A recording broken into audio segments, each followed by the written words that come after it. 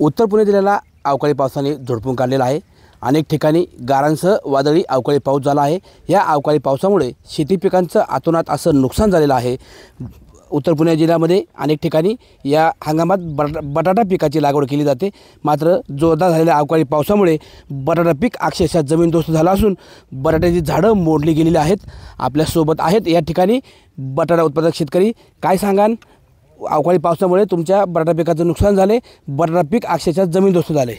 काल 4 ते 5 दरम्यान इथे इतका पाऊस आणि गारांचे हे झाले की इथं बघण्याच वक्त नव्हतं, कारण गारा इतका मोठा होत्या, लिंबापेक्षाही मोठ्या गारा होत्या। आणि हे महिन्या ते 1.5 महिना बटाट्याला टाईम आहे। आम्ही याचं लहान मुलासारखं जपलो त्याला आतापर्यंत हे केलं, परंतु आता ते माल निघतो का नाही याची शंका आहे। आमच्या ते झालेला खर्च निघणार नाही आणि आमच्या मुलांच्या शिक्षणासाठी काय याच्यासाठी आम्ही जो आतापर्यंत केलेले कष्ट हे आमच्या वायाला गेलेले आहे।